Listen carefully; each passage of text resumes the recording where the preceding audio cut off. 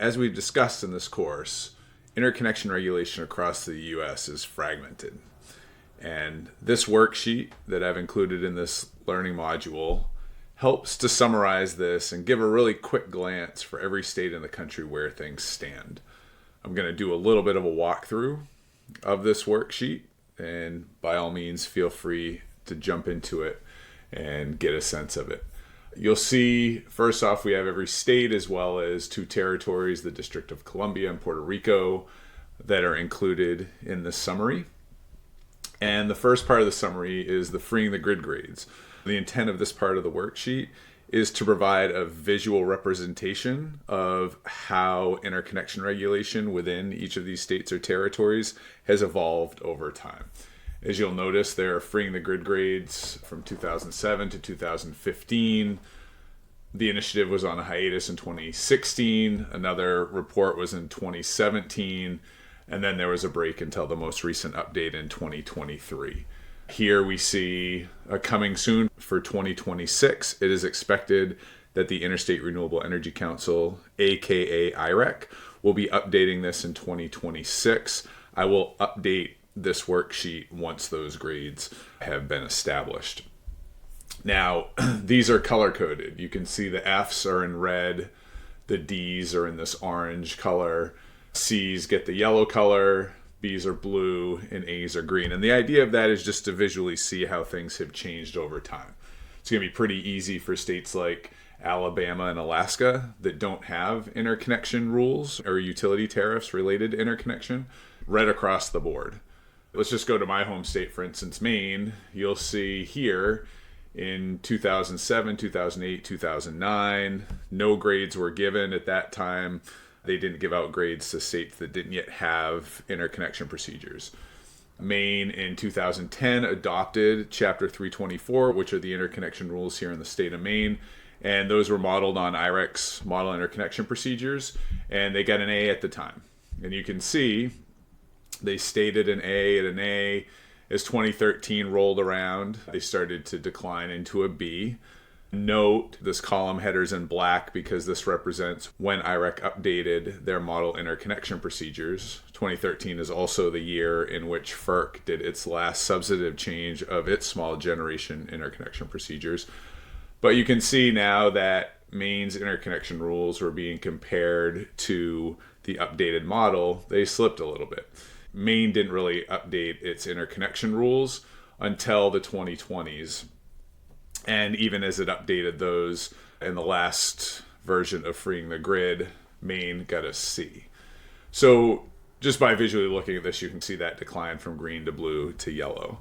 Every state goes a little bit different. You can see New Jersey was doing really, really well for a really long time and then sunk into D level.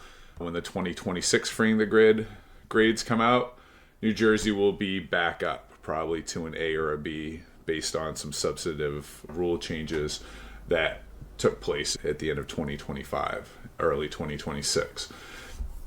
Whatever state you're in, if interconnection rules are good now, you should be able to see when that potentially happened.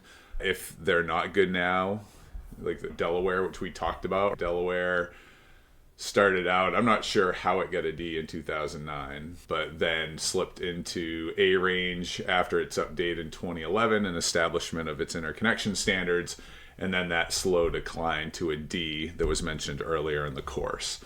If you're in Indiana and you take a look at Indiana and say, wow, we got a D. Have we always been bad? Well, no, actually, it looks like something happened here in 2011 that was pretty good.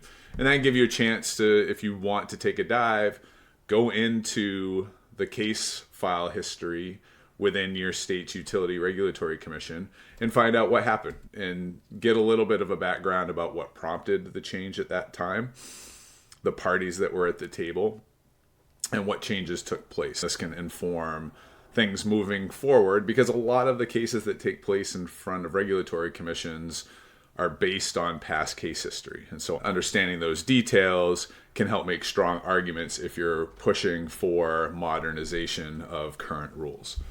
So that's this part, the freeing the grid grades. I'll also note that there are some notes down here that talk about the column headers. On note 3, there's just kind of this workbook's meant to be comprehensive and accurate, and it means a lot to me that it is. And so if you find something that looks erroneous, it has my email address there so you can reach out to me to let me know. The next section has to do with the actual interconnection procedures themselves in each state. The first column within this section is the regulation type. Again, for states like Alabama and Alaska, this is really easy. There's no interconnection procedures on the books that have been formally approved, hence it's none. But then you get into a differentiation. States deal with this in a couple of different ways. A state like Arizona, it's done through state rules. So the actual interconnection regulations are administrative rules of the Utility Commission, in this case the Corporation Commission in Arizona, that stipulates exactly what's expected of the utilities and of applicants in the interconnection process. This differs from a state like California or Nevada or Massachusetts or a number of others that instead have a utility tariff. What happens in these states is that their commissions don't go through a rulemaking process per se that create the rules and revise the rules.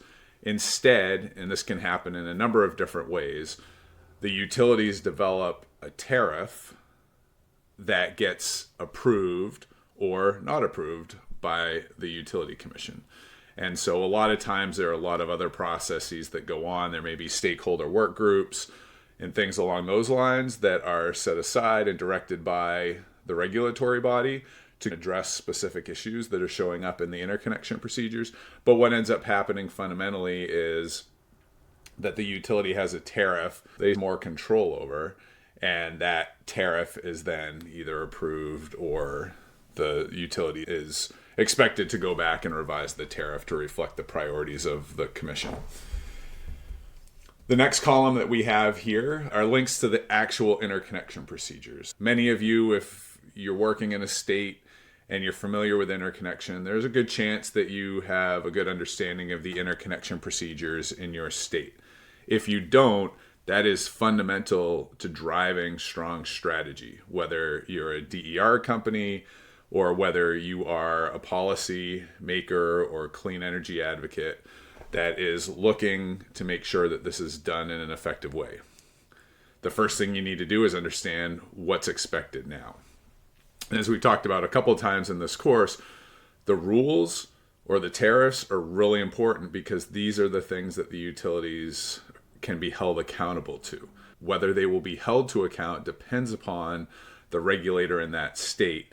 But this is the starting point, and this can help to determine, are challenges that we're experiencing a result of poor rules, or are they the result of the utilities' lack of compliance with those rules? So this is the fundamental underpinning of anything that you're working on in state interconnection policy. And so this links to all of the interconnection procedures or utility tariffs around the country. Note that for some of these, the links were kind of difficult. Colorado specifically is one that's tough. I put a page number in there because it's a very long PDF. So you'll want to go to section 3850 if you're looking at interconnection rules in Colorado, because the administrative rules go on and on and on within that document. The last few columns help to provide an overview of where action has taken place. So the first column is when the formal interconnection procedures were established. Big thanks to Desire, which is the database of state incentives for renewables and efficiency, which is run by the North Carolina Clean Energy Technology Center.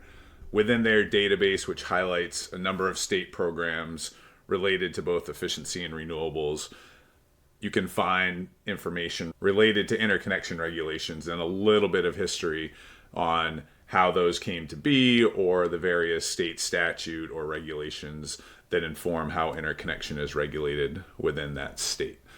Then the last update. And so this is the last known update by me of those interconnection procedures. If things are changing, I'm going to work to keep these up to date. Again, in the bottom left corner, I have a date here for when this was last updated. So if it's been a little while, if you're taking this course and you see that the update's been a bit, it's really worthwhile checking and going to the link for the interconnection procedures to see whether there's data in there. Oftentimes, if you scroll down to the bottom of specific sections of the rules or to the bottom of the entire document itself, it will show the revision history to see when the last update was to those regulations. And then finally, I have some notes in this last column related to changes that may be coming. California, for instance, has opened up an inquiry and a notice of public rulemaking for Rule 21, which is the tariff in California. They're going to be looking at a lot of very advanced things as it relates to interconnection related relative to other states who are still trying to solve very basic interconnection challenges. There are a number of other states, Delaware, which we've talked about, Maryland, Massachusetts. There's a rulemaking process in New Hampshire that will fundamentally change the state's interconnection rules. As we take a look here, New Hampshire's first interconnection procedures were drafted in 2001 and they hadn't been updated since 2009.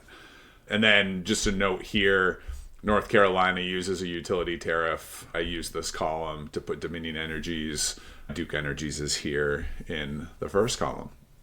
So again, this is meant to be a comprehensive resource that you can utilize to be able to A, get a snapshot of your state, B, connect with the interconnection rules within that state, and C, really understand what the history has looked like from a 20,000 foot level. If you find this information valuable and you want to dig deeper, the next best thing to do is to go to the website for the utility regulator in your state and start digging in and looking at the case history. Look specifically to those years. If you have any questions related to your state, by all means, reach out to me. They're on the discussion board in this course, or you can reach out to me by email.